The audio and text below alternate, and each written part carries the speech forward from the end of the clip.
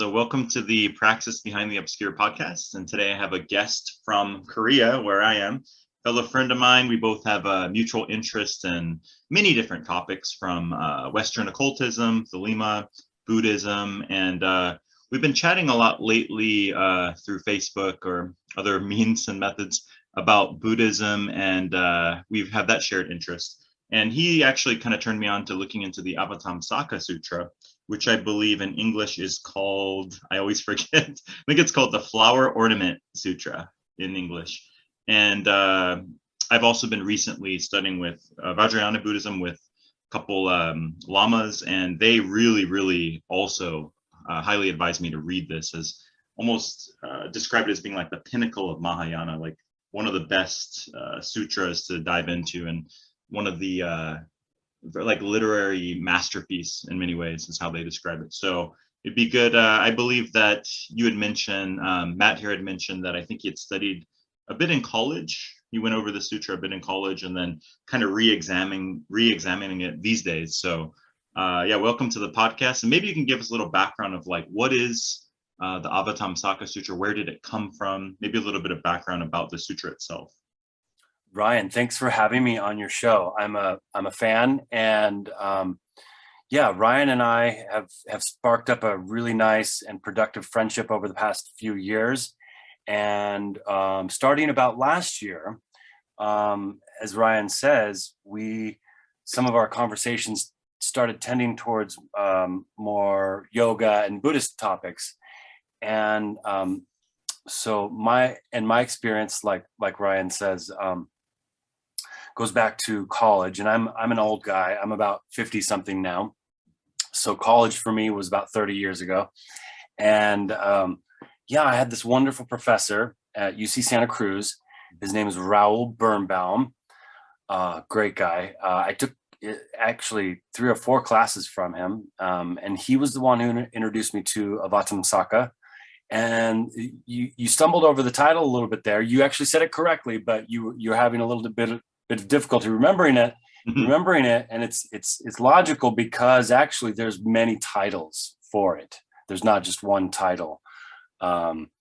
So yeah, don't feel bad about that. As for where it comes from, that is such a tricky question, and that has been sort of my self-prescribed research question for the past couple months or so. And it's sort of as we've been going back and forth, you and I, Ryan, we have admitted that a lot of Mahayana texts have a somewhat shadowy origin, and but there are some things that we can say with a certain amount of certainty. And so I prepared a little bit of a presentation on this topic, and maybe we can talk about it a little bit. Okay, so how far do its origins stretch? The farthest back that we can stretch with certainty is basically to the 2nd century. The earliest translation of a part of the text that we have is associated with the name Lokasema, who translated a work entitled Fo Shuo Do Shuo Jing between the years 178 and 189. And it corresponds to the names of Tathagata, chapter 7 in Cleary's translation. And then this same guy, Lokasema, did another translation of it's called The Enlightenment Through the Light of Tathagata. And the Chinese name is Rudai Guangming Zhupin. And that chapter is chapter 9 in Cleary's translation. So there's actually in the whole book, okay, I should explain for your audience, the book is about 1,500 pages. It's rather long. And there's about 39 chapters. Many of these chapters have origins that go back to about the 2nd century, and we know for sure. Now that's when the translation happens. that means we know that a previous version existed from that translation, but we don't know exactly how far that stretches. Okay, so there's circumstantial evidence that it might well stretch back to the 1st century BCE, but pointing to that era is sort of mostly suggestive, the evidence more tenuous than we might like, and often a bit speculative, if tauntingly solid here and there at certain times as well. Okay, but let's put that era, 1st century BCE aside, that evidence aside for the moment, because it's a mystery, and let's try to start on more solid ground. But before we go back onto the solid ground, let me tell you a little legend. So the so-called original translations are also called the abridged version, since, as legend has it, the primordial Avatamsaka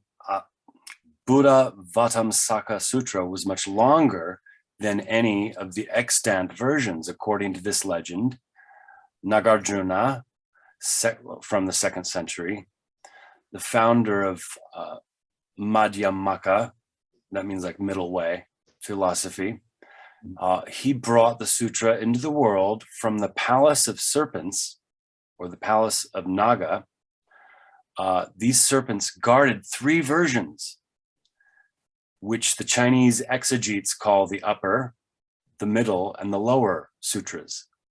The longest is the upper version, which consisted of slokas, which is like verses, identical in number to that of the specks of dust in the great universe, and chapters identical in number to that of the specks of dust in the 4 worlds.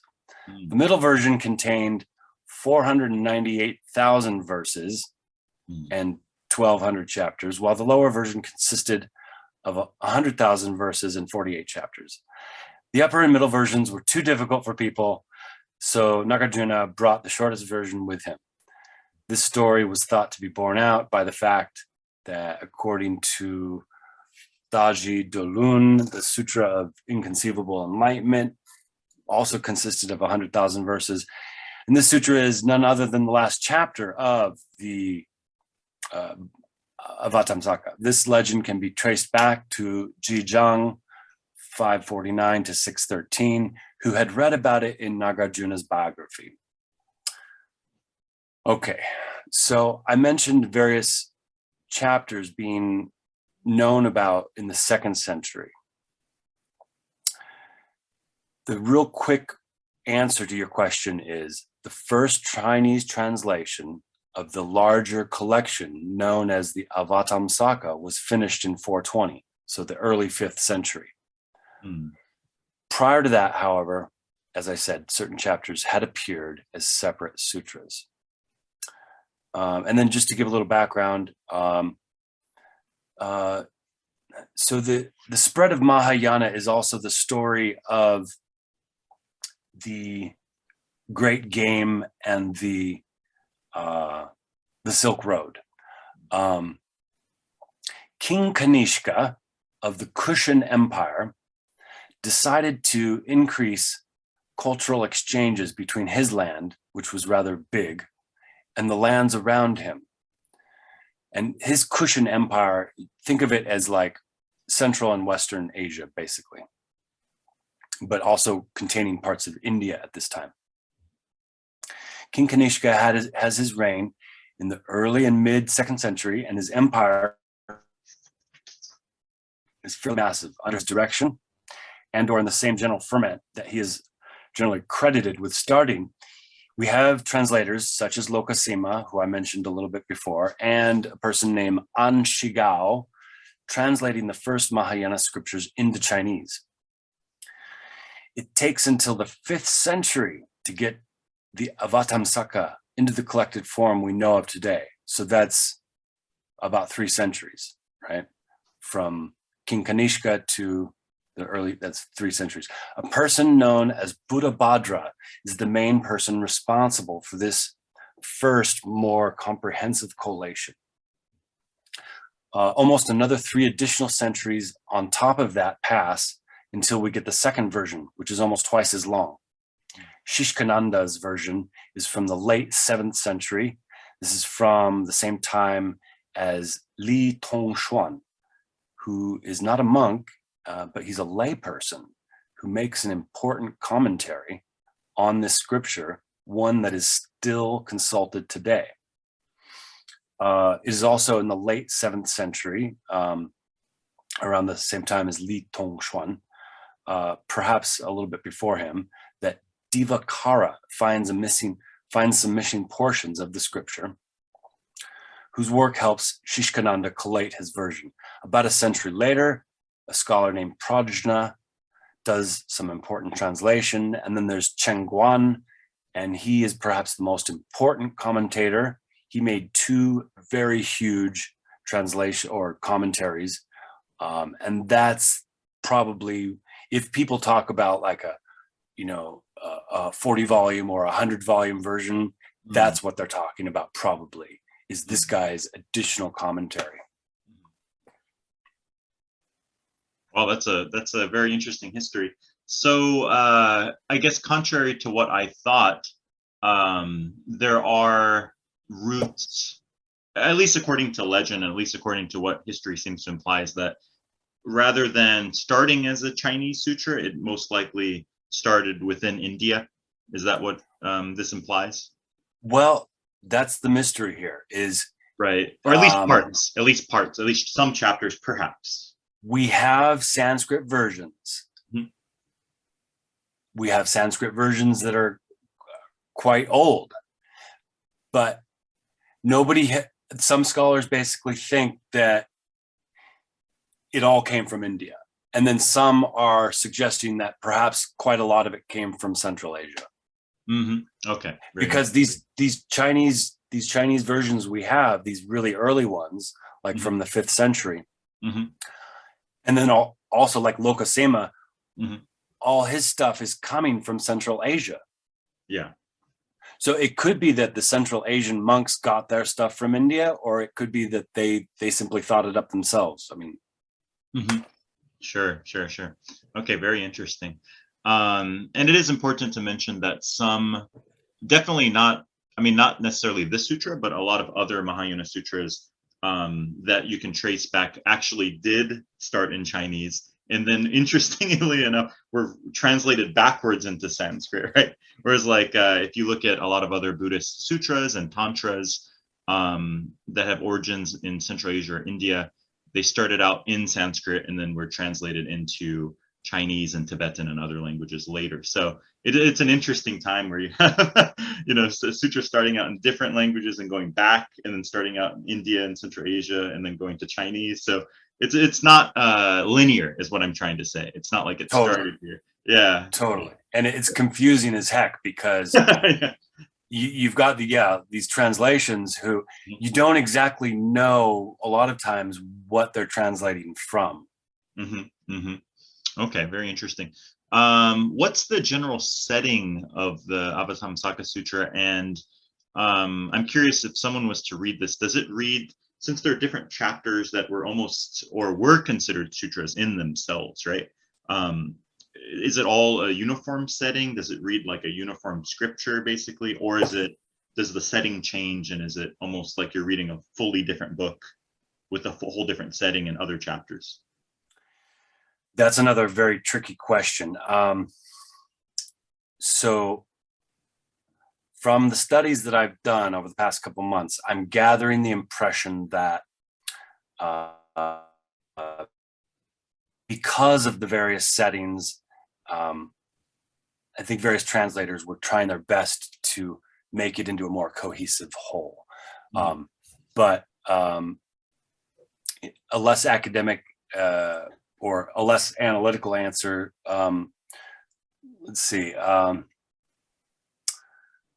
So with regard to place, it's various. And with regard to time, it's a little tricky. Officially, there are 7 different places. The first chapter is under the Pipala tree, the Bodhimanda, the seat of awakening. In the last chapter, it is Sravasti, the place of miracles. Over the 39 chapters, there are 9 assemblies, and Buddha teaches in 3 human places and 4 heavenly realms simultaneously. And then we can get back to that part later, because that's like, how does he do that simultaneously, right? The place of enlightenment, the hall of universal light, a place called Anathapinda Dasyarama, the peak of Mount Sumeru, the palace of the god Suyama, the heaven of Tusita, and the palace of Paranamita Vasavartan. Okay. Also, interestingly enough, that you're mentioning he taught in 3 human places and 4 heavenly realms. You said simultaneously, right? Yes. So that's okay. Yeah, that's one of the cool things about Avatamsaka is, I guess it's a little bit unique in that it seems to be presenting a cosmic Buddha who has miraculous powers. He can, I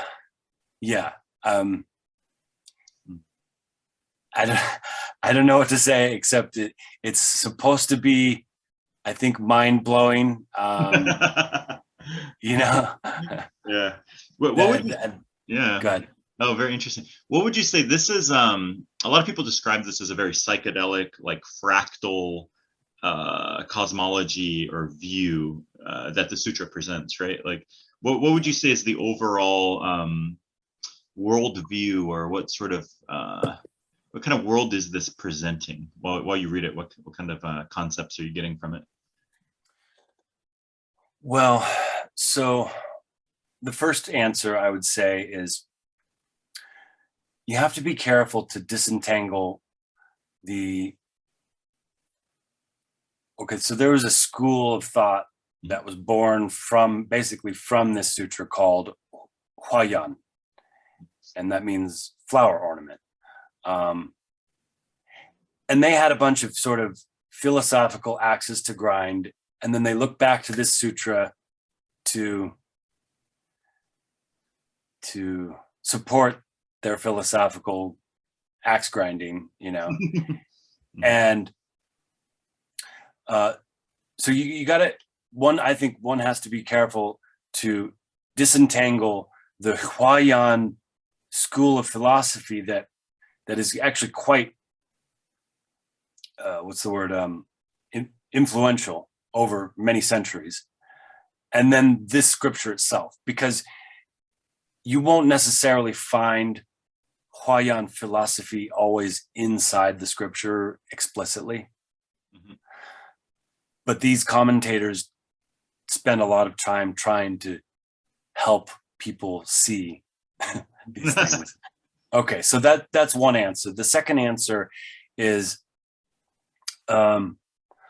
so like some people have described it also as holographic.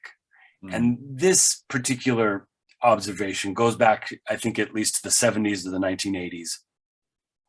And it is equal parts helpful and unhelpful. In the West, one of the locus classicus for this kind of idea, this kind of scene, would be like William Blake, auguries of innocence, to see the world in a grain of sand. More than that, or better than that, I like perfect melting or interpenetration. In Chinese, it's called yuanrong, where truth encompasses falsehood. Following one teaching is following them all. Good encompasses evil, right? Now, when you read this book, like some of what I've claimed in the preceding minute or two, you might find difficult to swallow. It's not a very Western view. But when you read this book, that's one of the things that really attracts me, is you can see why or how people are coming to these sort of bizarre, unintuitive, or magical or paradoxical conclusions, Very interesting. Um, have you personally, have you read a lot of other Buddhist sutras or books? And if so, how does this compare to the others? Like what distinguishes this in your mind? Sure. I've read a fair amount. I would not call myself an expert. There's simply too much, out there to read to safely call oneself an expert. But let me just say this: I've read a fair amount of Theravada materials, and traditionally they divide things up into their Tripitaka, right? Vinaya, Sutta, Abhidhamma. The Vinaya is like monastic rules. The Sutra are mostly conversations and commentaries, and the Abhidhamma is Buddhist psychology. I've read a fair amount of that, and then I've read a fair amount of Mahayana, and some people like to make a big difference between Theravada and Mahayana. I think some differences are worth commenting on, but mostly I think that's been blown out of proportion. Mm-hmm. But to your original question, how do I think this compares? Well, I would have to maybe note some specifics. For example, the Dhammapada. Mm-hmm. Reading the Dhammapada to me is very dry. It did not feel exciting to me. Now, there are interesting aspects, and aspects worthy of marveling over in something like the Dhammapada, but as a generality, it does not hit me as like fantastic or anything. Whereas Avatamsaka is like a nuclear bomb to the brain, just boom. Okay, interesting. A lot more flavors and resonances and tones. Whereas the Dhammapada is a lot more dry and kind of, there's gems in there, but it's much of a different experience for the reader. Yeah.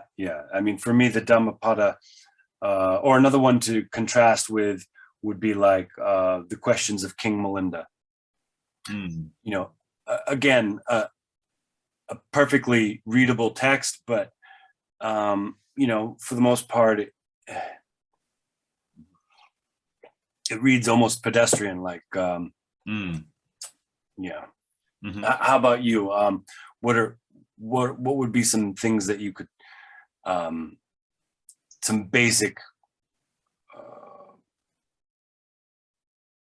Buddhist texts that you think are people start with?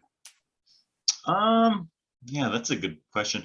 I personally started out with the Dhammapada because I started studying. Well, actually, no, I did not. I started reading some. Was it the Dhammapada first? At least in college, when I seriously started studying Buddhism, it was through an Eastern religions course, and so I think that the majority of our time in the Buddhist section of the class, we studied the Dhammapada. So that's, I mean, although it is dry, I do think it's still like an important text to go over, and I would have to read it again because, I mean, the last time I read it was decades ago, and I might get a very, very different impression now that I'm older. Yeah, for sure. I would say definitely that.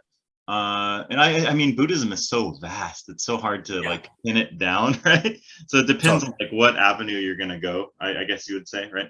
Absolutely. I mean, there's a lot of what would you say, like compiled books, sort of like commentaries or summaries of scriptures that you can read as well, like the teachings of the Buddha. I think the actual first book that I read was one of my mom's books. That was it was something like the compiled teachings of the Buddha, but it was really good. It was an assortment of different sutras, but it was really, really, really good. Now, what I wanted to do to close up my section was to just read almost maybe at random a small portion of the text, so the listener can get a quick idea of what this book is about. So, let's try this one. This one's cool. This one is book or chapter 12, Chief in Goodness. Mhm. Then the enlightening being, Manjushri. Manjushri is usually seen as riding a blue lion. Having explained the great virtues of unpolluted, undistorted, pure activity, wanted to bring out the virtues of the aspiration for enlightenment. So he asked the enlightening being called Chief in Goodness, or I guess the Hindu name might be something like Bhadrashri. Now I have, for the sake of enlightening beings, explained the purifying practices cultivated by Buddhas in the past. Benevolent one, you too, in this assembly, should expound the supreme virtues of practical application. Then Chief in Goodness responded in verse. Very good, benevolent one. You should listen clearly. Those virtues and merits cannot be measured. I will now tell a little as well as I can, but it will be but as a drop of the ocean. When an enlightening being, and when Cleary says enlightening being, it's just bodhisattva.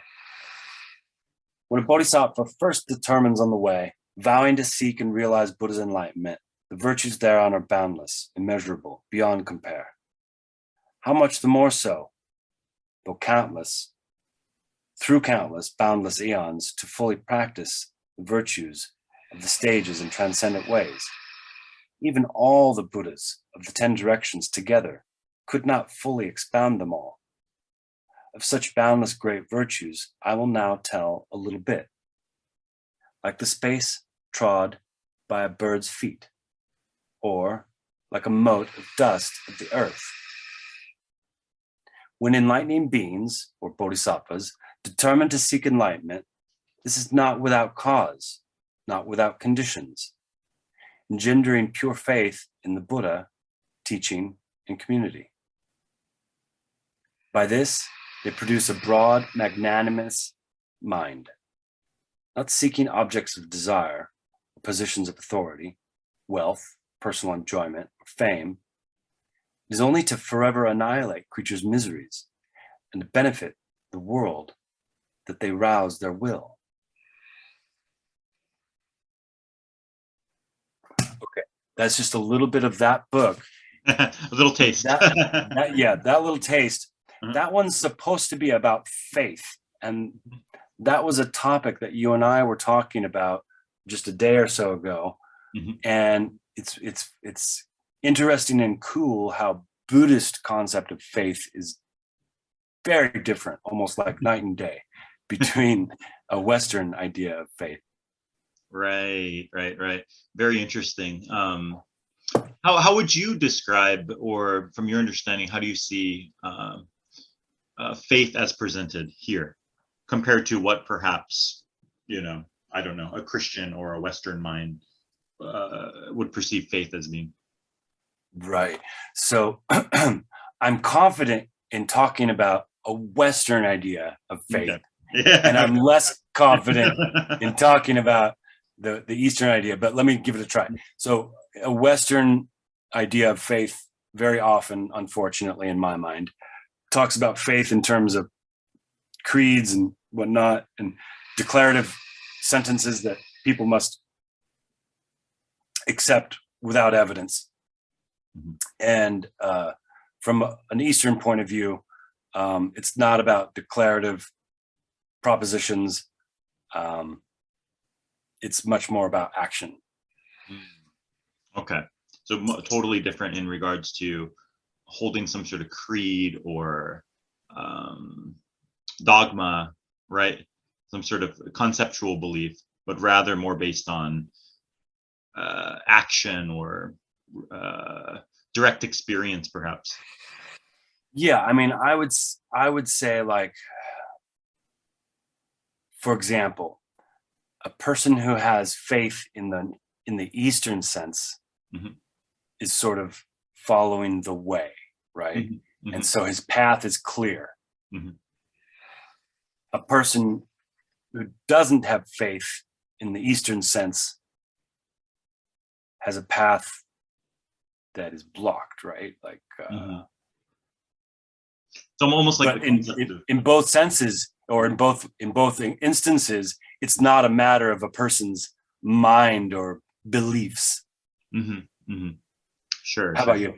It reminds me of well, what you're saying there reminds me of like Wu Wei. That's a different different tradition, Taoism, but it's sort of an alignment rather than a conceptual framework that you hold in your mind that you're attached to, right? And if anything, faith in this is almost like the release of attachment, right? And total immersion in reality, in the moment, in clarity, rather than holding on to any sort of idea or branch of conceptual thought, right? That's where I see a huge difference. Yeah, I agree. You mentioned Taoism, and that's been one of the things that got me back onto the Avatamsaka. Was I was looking at Cleary's, same person, Thomas Cleary, his translation of the Golden Flower, Secret of the Golden Flower, and that's supposed to be a Taoist text. It is, but it has quite a lot of Buddhist influence. And that's one thing I really enjoy about reading Eastern texts, is usually they freely borrow one from the other, instead of like, no, this is my, little area, you stay over there. And, like, it's very, it seems like an open-minded set of traditions rather than like a set of dogmas. Right. Yeah, that's a good good way to see it. It kind of reminds me, like yesterday, a guy I interviewed in Punjab was just talking about the exchange in that region. You're talking about the Silk Road and how that region, Punjab, was originally sort of comprised like Afghanistan and northern India, and that there's just such a range of practices. They're all studying together. You have Sufis, Hindus, Sikhs, Buddhists, Vajrayana, Hindu Tantra, Aghoris, right? And it's not like they're all in a vacuum, right? It's not like they're just there, only not exposed to each other in their own bubble. They're freely, they're trading, they're reading each other's books, they're having conversations. So I think that's where you can see a lot of the interplay of these ideas. Of course, in like Chinese Buddhism as well, right? Taoism, Mahayana, you see these things, these concepts, these exchange of ideas playing off each other. The most international place that I feel like I've ever been is in Yangon, Myanmar, or Burma. I went to Yangon, and all of a sudden it felt like every person was a different color. I saw like hundreds of thousands of people, and nobody was the same color. It was one of the most intense feelings I've ever had. Like, I just thought, wow, I have to imagine that on the one hand, these people are all very different, but on the other hand, maybe some of their skin color doesn't matter, and they just, I don't know. It was a weird feeling. Very interesting. It was a high, and I'm extremely excited for your travels coming up, and that's another reason why we decided to do this conversation. Is I wanted to pick your brain a little bit about Tantra. Now, but before we do that, I need to refill on my tea. Can you wait a moment? Oh yeah, sure. Let's start. All right. Cool. How do your tantric practices differ from previous practices you've engaged with? Okay, that's a very, very good question. Previous practices I've engaged with. Well, that's also complicated because I've engaged with a lot of previous practices, right? And so it's kind of like, how does previous practices compare with previous practices, right? It's not like they're like one thing and then True. So like, I'm sure there's been a building of base, right? Yeah, for sure. I guess the most consistent practice since I was a teenager that I've engaged in has been simple meditation, right? Like just Vipassana, or just meditation on the breath, some yoga, things like that. And then from there sort of branched out into different types of practices, right? But how does it compare to other practices in general? Perhaps I would say that it's very hyper focused. Okay, I would say the map is very clear. So what you're learning, it's very, very clear. However, if you're learning only through books, perhaps no.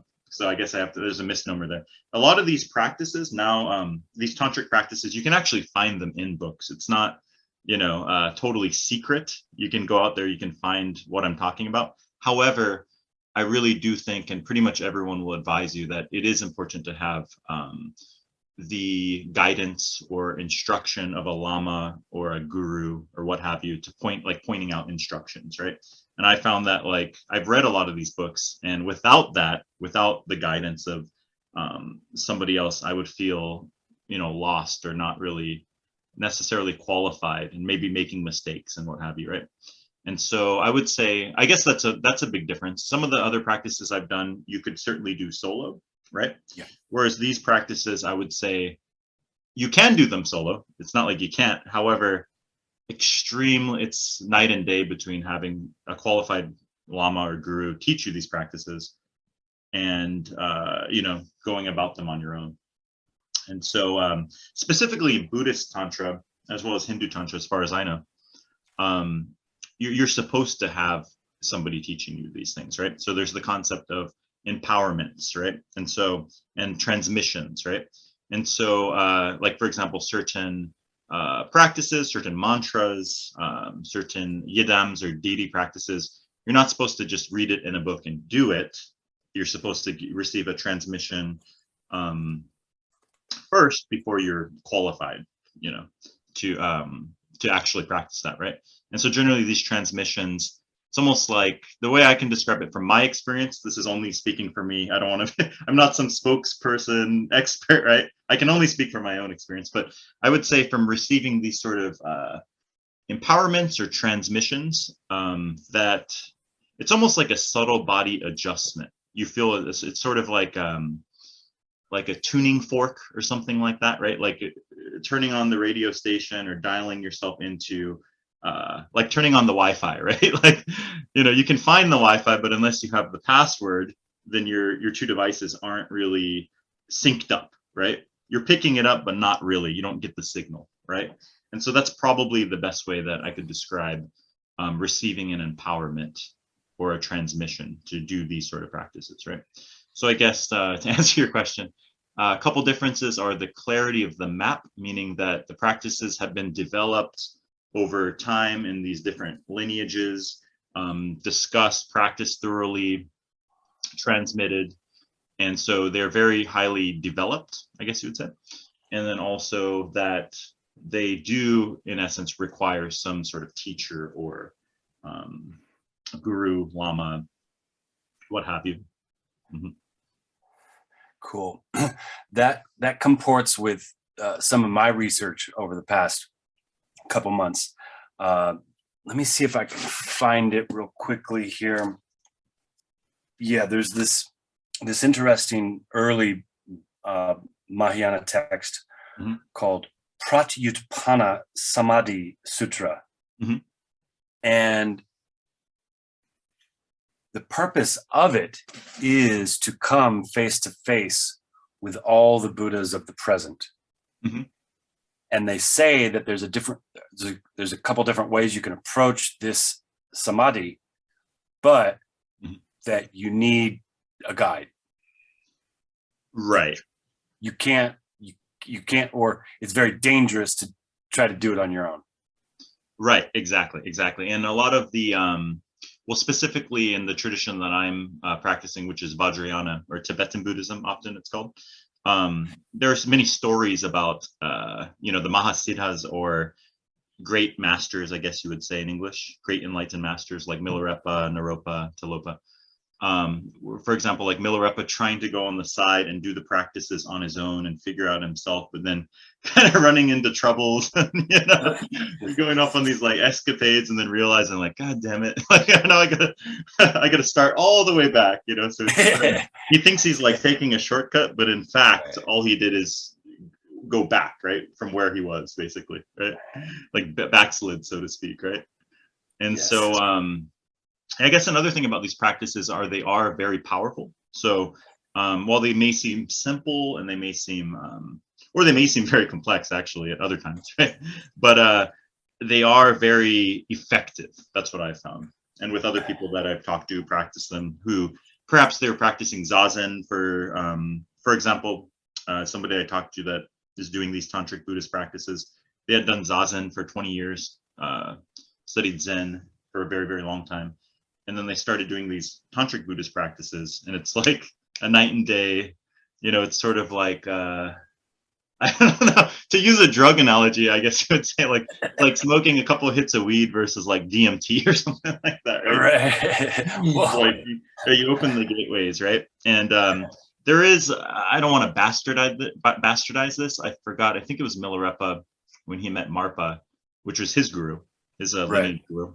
I think he said something like, "Oh, I've already trained in the ways of, vipassana. I've already mastered a degree of samadhi." And then Marpa laughs at him, is like, "That's your," it's like, you do not, that's not going to get you enlightenment in this lifetime. Like, you're picking up, specks of sand in the ocean. Like, you need a bulldozer, right? You need with these diamond vehicle instructions, you can achieve enlightenment in this lifetime. And that's really what the tantric practices are focused on. It's sort of like a direct quickening of these experiences versus a slow build up over several lifetimes, right? Wait, you might want to say that again, because I lost you there for a second. Oh, okay. Hold on a sec.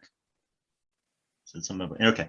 So yeah. So what these practices are essentially aimed at is direct experience of enlightenment, or achieving enlightenment in one lifetime via these Tantric Buddhist practices, rather than taking the slow route of vipassana, which could take several lifetimes, right? And so it's sort of said that if you're in this tradition, it's saying if your karma is built up to a degree, and it's like if the seeker is ready, the guru appears, kind of thing, right? Like if you have that degree of previous experience, then when you're ready, you will get these sort of teachings, right? And so yeah, so it's very interesting, take it for what it is. But I find that even as like the Buddha taught, he taught 84,000 dharmas for the 84,000 different types of people, right? And so it's sort of like, you can try this one on. If it works for you, great. If not, then there's always another practice or another thing that you can do. Yeah. I like that.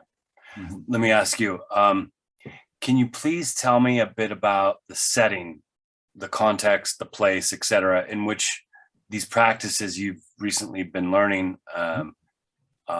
Yeah. Okay, sure. So for me personally, I've been learning mostly through Zoom. So here in Korea, actually, there is a sangha of, or a group, I guess you would say, right, that does these tantric practices, tantric Buddhist practices, led by a retreat master and a lama. However, due to COVID-19, a lot of these things, they're kind of moved online, and currently the main retreat master is still here in Korea. However, the head lama is in Canada right now, can't enter Korea. And so they've been moving mostly towards doing these Zoom practices, right? And so for me, currently, the setting I've been learning is mostly through Zoom, and which is interesting because, there's debates like, is that legitimate? Or, for example, some people might say receiving an empowerment through the internet might not be legitimate, right? Yeah.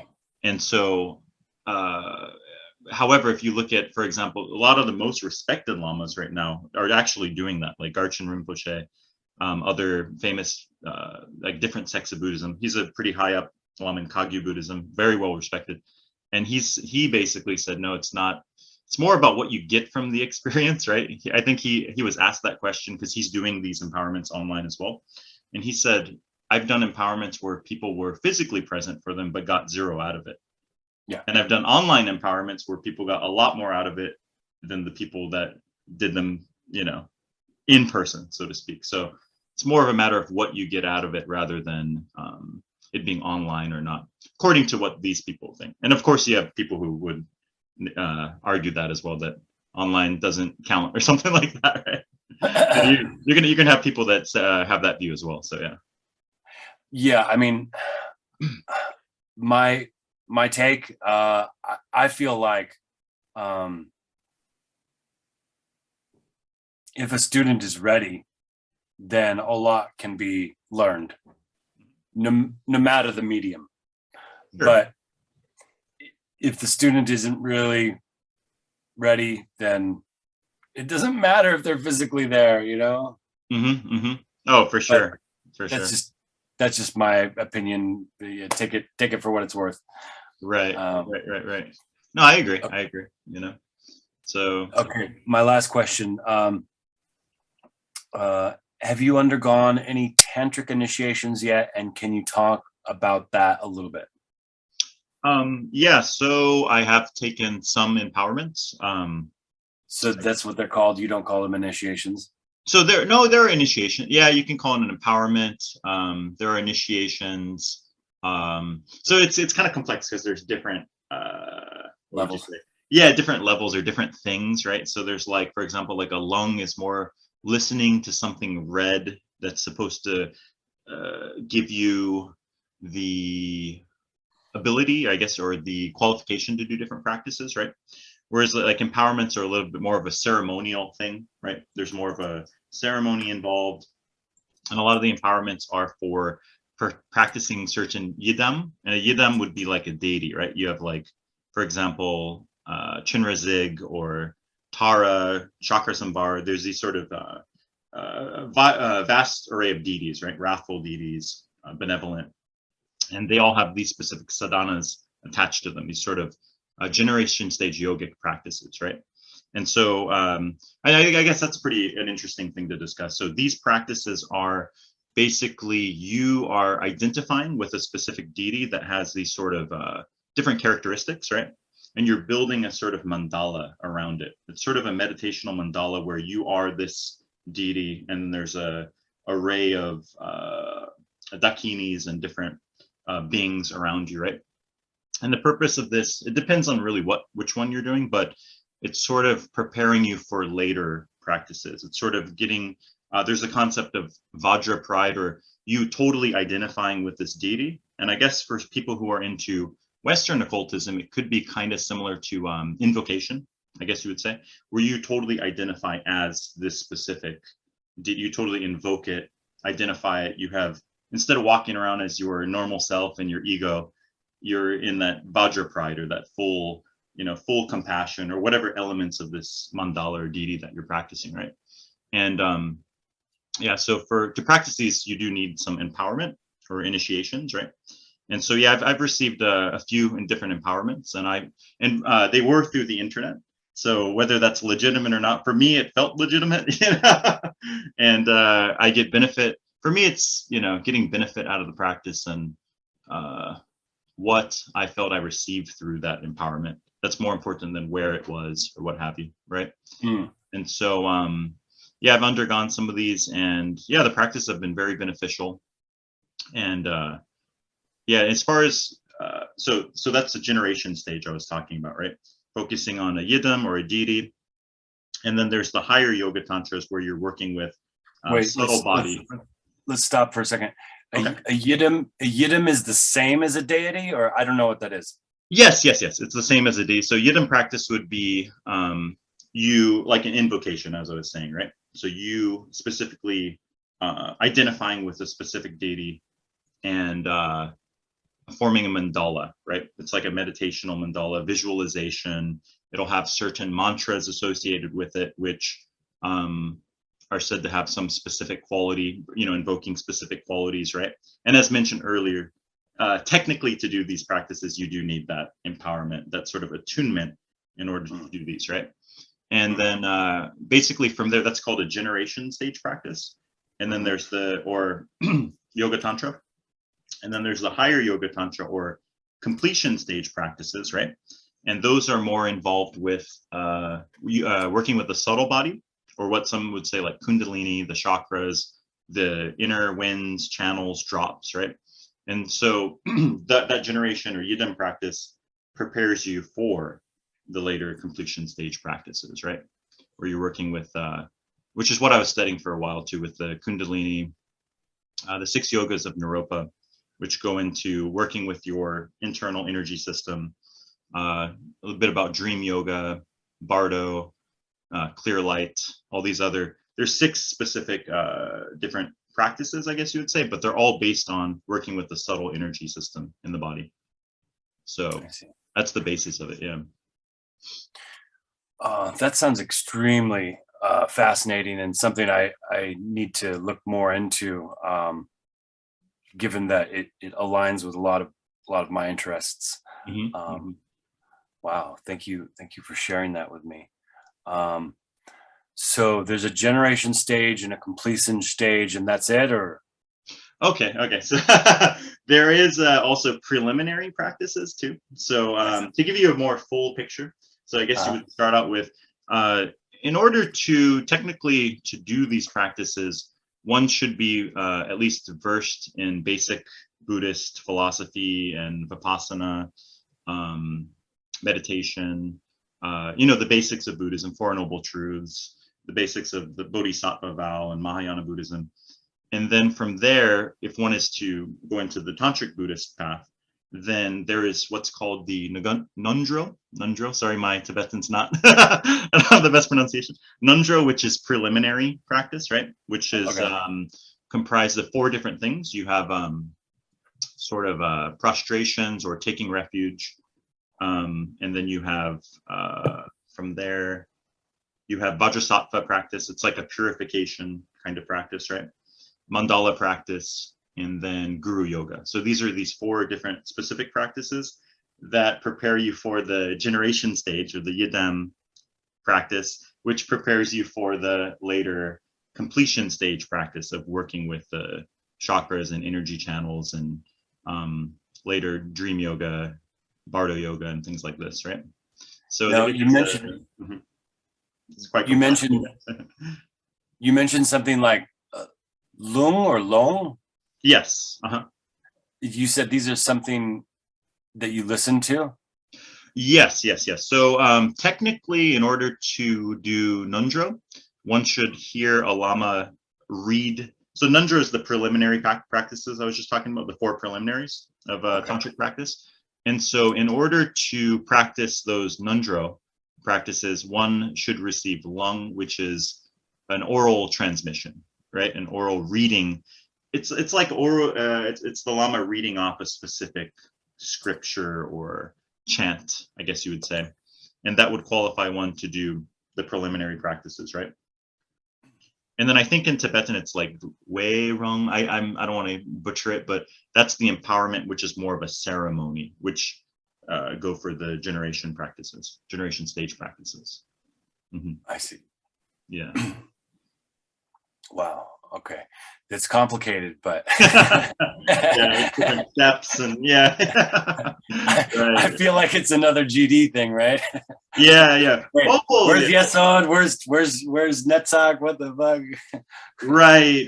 No, it's it does seem, it is hierarchical, I guess, to an extent. Like it's like you're building a foundation and then you gradually, work your way up. So well, a hierarchy in a long-standing tradition like Tantra or Tibetan yoga bothers me less sometimes than the like Masonic sort of puttering about.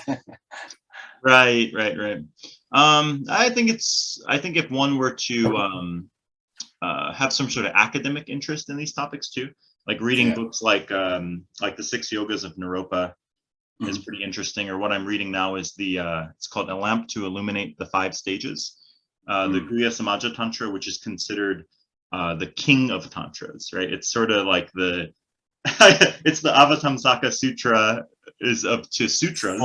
This would be that of tantras, right? And so a lot of really important scholars or Mahasiddhas and enlightened masters focus so much time on that specific tantra. It's been the focus of, it's like the main focus for a lot of these enlightened masters. So that's considered the king of tantra. So obviously something that's worth studying if one is interested in these topics, right? And so Yeah, very interesting stuff. And they go into, I was talking a little bit earlier, but these completion stage practices, starting out with the energy channels in your body, winds, drops, and then what's fascinating, and I'm not necessarily qualified to speak on it, but just the different practices are quite interesting. The dream yoga practices, the Bardo yoga practices, right? So it's all seen as one continuum, right? Like your waking state, your dream state, and then the death to rebirth state, right? And so you're training in the waking state with the energy channels, and then using that in the dream, and then using these practices eventually when you die, right? Wait, so there are practices in this tradition where you're attempting to use your dreaming life? Yes. So a lot of people, Wow. right. So a lot of people, like I guess you would call it like lucid dreaming. That's very popular, right? And these other kind of dream practices. In this tradition, there is something similar, like lucid dreaming, and then also there's something called dream yoga, where you realize you're dreaming. You do the sort of Kundalini practice before sleep, and then it's being cognizant that you're dreaming while you're dreaming, right? Trippy. Yeah. And then developing is what's called an illusory body, or Vajra body, right? Like a light body, and being aware of the illusionary appearance of existence, right? So it's sort of using the dream as a continuation of your waking practice, right? That's trippy, because actually I got interested in a lot of these things when I was about 12 or 13, and one of the very first books I read was this book on lucid dreaming. And I tripped myself out because I achieved a certain amount of success with the lucid dreaming. Like I could go to bed and then sort of almost do anything I wanted in the dream. And it freaked me out. Right. It feels really real. Like it's freaky. Right. And you can sort of it is interesting, right? And there are different techniques for it, right? Depending on what there's a lot of books on it, and these days it's a popular topic in the West as well, lucid dreaming, right? Which I'm not sure, I haven't read that much on it in like Western stuff. A little bit, I've read a little bit on it, but a lot of it is realizing you're dreaming, and then you can kind of, like you said, do whatever you want, and you're sort of aware, you can fly, and things along these lines, right? In this tradition too, a lot of it is, as I mentioned, a continuation of your tantric practice, right? So while it does say you should fly, and you should, I'm dreaming, now I can control it, you're in this sort of lucid state, right? However, of course, it's still focused on practice though, right? So thing that one way to continue your practice once you're in dream yoga would be to conjure up, face your fears, and face the what you're clinging to, right? Release attachments, and go into these sort of dream yogic practices where, let's say you're afraid of like heights, or you're afraid of, you have jealousy. It's sort of like going through it's sort of like a psychedelic experience where you have to face these things, that may appear as wrathful deities or hellish realms, right? And sort of being able to realize them as illusionary and a manifestation of your own kleshas or obscurations and karma, right? And then so you're using that dream yoga as a continuation of these practices, right? And then it is said that once one dies, they go through these bardos, right? Which are like after death transitionary realm, like another dream realm, I guess you would say, right?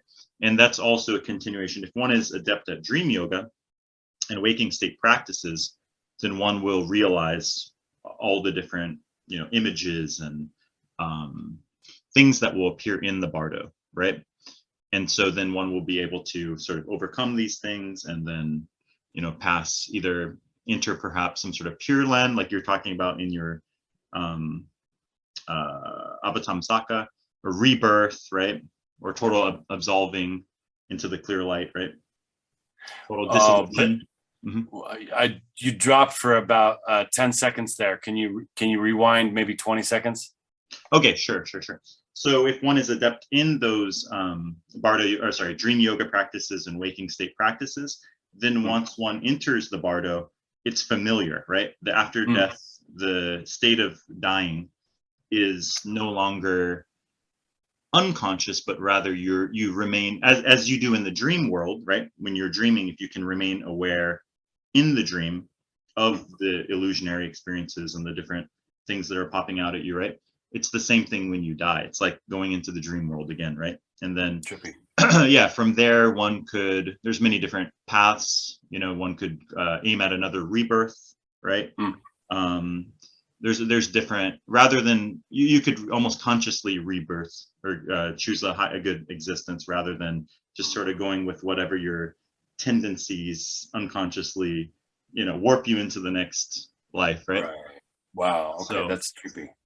That's a really good explanation as well. Like that's one of the things I've enjoyed a lot about your podcast, the episodes that I haven't listened to them all, but quite a few.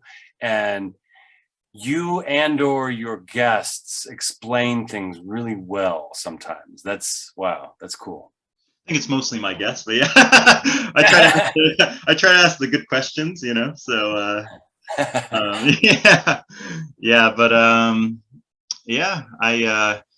as I mentioned earlier, I don't consider myself by any means some sort of expert in this field, just always a mere student. However, it's a pretty interesting path to be on, and I find these tantric practices very beneficial and useful, right? As Buddha said, try them on for size, right? Question everything, try it on for size, and if it works for you, then go ahead with it, right? And so that book, The King of the Tantras, what's it called again? The Lamp of what? I think I have it here. Hold on 1 second. 1 second. So I have it here. It says A Lamp to Illuminate the 5 Stages. Teachings on the Guhya Samaja Tantra. So the actual name of the Tantra itself, right, is the Guhya Samaja Tantra. However, this book here is A Lamp to Illuminate the 5 Stages, which is Tsongkhapa's commentary. And he sort of breaks down the Tantra into digestible portions and sort of each teaching. It's an organized presentation of the Guhya Samaja Tantra, right? And Tsongkhapa is who's considered the founder of the Yellow Hat school, the Gelugpas, which is the same lineage as the Dalai Lama. So the Tsongkhapa or new school, basically, right, of Tibetan Buddhism. Tsongkhapa is considered, he was one of the great scholars, enlightened masters. In that school, they call him like the second Buddha, right? And what's interesting is in all these different lineages, everyone's like the second Buddha, right? Like you have Padmasambhava. I imagine you've heard of him. Padmasambhava is like the original master to bring Tantric Buddhism into Tibet. And so for the Nyingma school, he's like the second Buddha, right? And then for the Yellow Hats, oops, I think we froze. Your connection? Oh, yeah. We froze again, right? Okay. Where did I leave off? You were just introducing what's his name? Padma. Okay. Padmasambhava. Yeah. So you have Tsongkhapa, who's like the second Buddha of the Yellow Hat or Gelugpa school, the lineage of the Dalai Lama, right? And then you have Padmasambhava. He's considered like all of like these great lineage masters are like the second Buddha, right? Right. And what's cool about Buddhism in that regard is that they're all respected among the other. It's not like they necessarily they respect all of the lineages and study with them. Like everyone is a second Buddha or a third Buddha. It's not like we have Padmasambhava is the original second Buddha. Fuck your Tsongkhapa, that guy's an asshole, right? It seems non-competitive usually. Yeah, usually. I mean, there are political, as with anything, right? You have power struggles and politics and things along those lines, right? But at the same time, it's not necessarily, it's not like this is the only right second. So I think it's interesting if you're going to study Tibetan Buddhism, it's good to get a full range of what's going on there with the old school and the new school, right? What's cool about learning both is that what's cool about learning the new school, I suppose, is like somebody like Tsongkhapa. He had access to like all of everything, right? He had the teachings of Padmasambhava, Marpa, Milarepa. So he's going off of like everything we have up until this point and sort of working with everything, distilling it, and then refining it, right? So you have sort of like a sort of like what you said with the Avatamsaka Sutra, like a full compilation with commentary, right? Which can be very useful, I think, for somebody instead of just grabbing a random tantra or sutra and like, oh, what the hell is going on here, right? But you had these awesome dudes who were willing to spend their whole lifetime doing that, right? So, yeah, it's pretty cool and interesting to me. Very good. Well, you definitely answered some of my questions because, like, you would occasionally write me something on Facebook chat, and I'd be like, "Oh, I don't really understand that," and then like a couple of weeks later, you do the same thing, and I was like, I don't really know what he's talking about. So I wanted to pick your brain, and you've given me this opportunity. So thank you so much. Yeah, it's been really good. I think that maybe in the show notes I'll include. So you had mentioned that with the Avatamsaka Sutra, the Cleary translation is the main one that's available in English, right? Yeah, I mean, if you're an English speaker, I think that's the one that most people would buy. Okay, I heard, I'm not sure, I believe I read it somewhere, but I heard that there's a new translation maybe this year coming out. I don't know if you've heard anything about this as well, but okay, yeah, maybe I'll update the video later if there is the new translation coming out. But for now, the Cleary is like the definitive main go-to source, right? Yeah, I mean, I get the impression that there's probably a lot of English speakers who would like to make a competing translation, but most people probably aren't Thomas Cleary. So anyways, yeah, it was a great conversation. Maybe any final thoughts? Like we mentioned, people can check out the Cleary version of Avatamsaka Sutra. Any other resources you would point people towards? Well, just not a resource, but just an idea for people to sit with for a second. Zen is very popular in the West, and I don't have any problems with Zen, but one of the interesting things about Avatamsaka is it's one of the things that gives birth to Zen. Zen would not be possible without Avatamsaka. So if Zen is something that maybe interests you, Avatamsaka might also be something that interests you. And a previous episode where I interviewed a Korean monk, he had mentioned that scripture, a Zen Korean monk, right? He had mentioned that I think it's called Hwaeomgyung or Hwaeomgyung in Korean, which is the Avatamsaka Sutra, as being so critical to Korean Zen Buddhism as well. So yeah, okay, cool. Well, it's been a good chat, and thanks for coming on, and until next time.